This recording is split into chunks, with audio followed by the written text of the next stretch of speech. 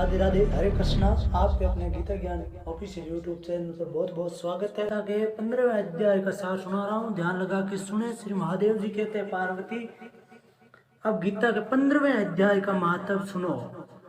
गौड़ देश में कृपाण नरसिंह नामक एक राजा थे, जिनकी तलवार की धार से युद्ध में देवता भी परास्त हो जाते थे। उनका बुद्धिमान सेनापति शस्त्र और शास्त्र की कलाओं का भंडार था। उसका नाम था श्रभमेरु। उसकी भुजाओं में प्रचंड बल था। एक समय उस पापी ने राजकुमारों सहित महाराज का वध करके स्वयं ही राज्य करने का विचार किया। इस निश्चय के कुछ ही दिनों बाद वे हैजे का शिकार होकर मर गया। थोड़े समय में वह पाप आत्मा अपने पूर्व कर्म के कारण सिंधु देश में एक तेजस्वी घोड़ा हुआ। उसका पेट सटा हुआ था। घोड़े के लक्षणों का ठीक ठीक ज्ञान रखने वाले किसी वेश्य के पुत्र ने बहुत सा मूल्य देकर उस अश्व को खरीद लिया और यत्न के साथ उसे राजधानी तक वह ले आया।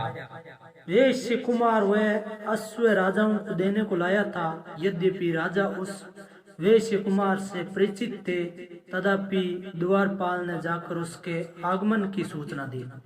राजा ने पूछा, किस लिए आए हो? तब उसने स्पष्ट शब्दों में उत्तर दिया, देव, सिंधु देश में एक उत्तम लक्षणों से संपन्न अश्व था, जिसे तीनों लोगों का एक रत्न समझकर मैंने बहुत सा मूल्य देकर खरीद लिया है। राजा ने आज्ञा दी, उस अश्व को यहाँ ले आओ। वास्तव में वह घोड़ा गुणों में ऊंचे स्वर का समान था, सुंदर रूप का तो मानो घर ही था। शुभ लक्षणों का समुद्र जान पड़ता था। वैश्य घोड़ा ले आया और राजा ने उसे देखा। अश्व का लक्षण जानने वाले अमात्यों ने इसकी बड़ी प्रशंसा की। सुनकर राजा अपार आनंद में निमग्न हो गए और उन्होंने वेश्य को मुंह मांगा सुवर्ण देकर तुरंत ही उस अश्व को खरीद लिया। कुछ दिनों के बाद एक समय राजा शिकार खेलने के लिए उत्सुक हो उसी घोड़े पर चढ़कर वन में गए। वहां मृगों के पीछे उन्होंने अपना घोड़ा बढ़ाया। पीछे पीछे सब ओर से दौड़ते आते हुए समस्त सैनिकों का साथ छूट गया। वे हिरणों द्वारा आकृष्ट होकर बहुत दूर निकल गए। प्यास ने उसने व्याकुल कर दिया। तब वे घोड़े से उतरकर जल की खोज करने लगे।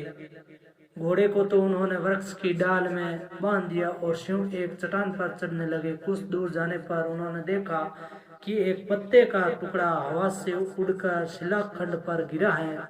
उसमें गीता के 15वें अध्याय का आधा श्लोक लिखा हुआ था।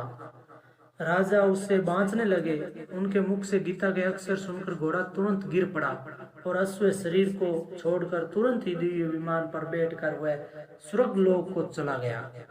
तत्पश्चात राजा ने पहाड़ पर चढ़कर एक उत्तम आश्रम देखा, जहाँ नाग, केसर, केले और आम और नारियल के वृक्ष लहरा रहे थे। आश्रम के भीतर एक ब्राह्मण बैठे हुए थे, जो संसार की वासनाओं से मुक्त थे। राजा ने उन्हें प्रणाम करके बड़ी भक्ति के साथ पूछा, ब्राह्मण, मेरा अश्व जो अभी अभी स्वर्गलोक को चला गया, उसमें क्या कारण है? राजा की बात सुनकर त्रिकालदर्शी मंत्रवेता महापुरुषों में श्रेष्ठ विष्णु शर्मा नामक ब्राह्मण ने कहा, राजन, पूर्व काल में तुम्हारे यहाँ जो श्रभमेरुदंड नामक सेनापति था, वह तुम्हें पुत्रों सहित मारकर स्वयं राज्य हड़प लेने को तैयार था।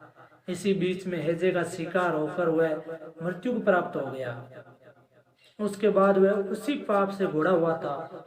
यहाँ कहीं गीता के 15वें अध्याय का आधा श्लोक लिखा मिल गया था, उसे ही तुम बांचने लगे। उसी को तुम्हारे मुख से सुनकर वह अश्व स्वर्ग को प्राप्त हो गया। तदंतर राजा के पार्श्ववर्ती सैनिक उन्हें ढूंढते हुए वहां आ पहुंचे।